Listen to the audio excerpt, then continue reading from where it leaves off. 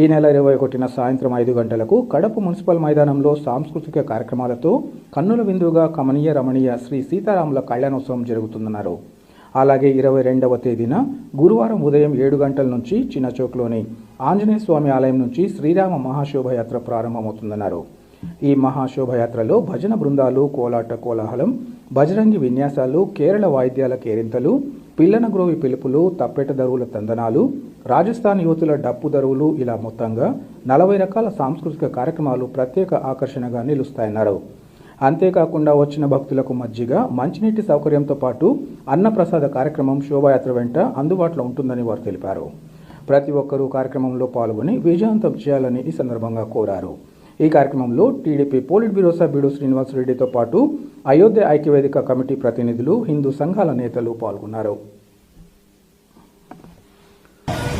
21వ తారీఖున సాయంకాలం 5:30 గంటలకి కడప మున్సిపల్ మైదానంలో శ్రీ సీతారాముల కళ్యాణ మహోత్సవం అత్యంత వైభవంగా జరుగుతుంది.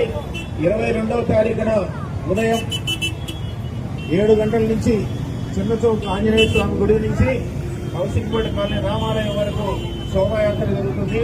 ఈ కార్యక్రమంలో కడప గురుజనులందరూ కూడా పాల్గొని విజయవంతం చేసి ఆ శ్రీరామచంద్రుని కృపకు పాత్రులు కావాల్సిందిగా జై శ్రీరామ్. జై శ్రీరామ్.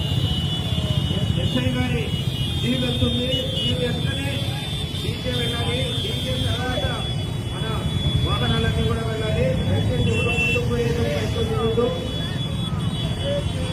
డీజే బాబు చాలా పెట్టమండి మీరు.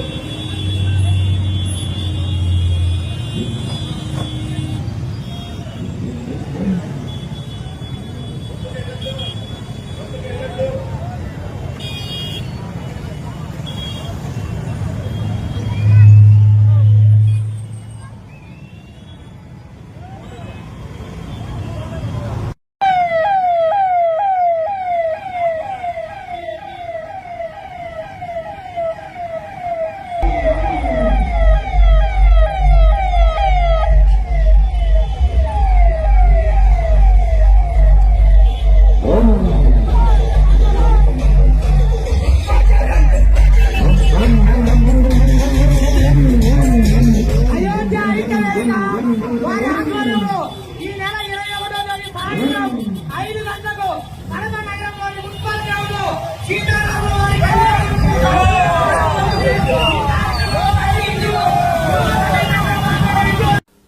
అధిక పనిభారం, తీవ్ర ఒత్తిడి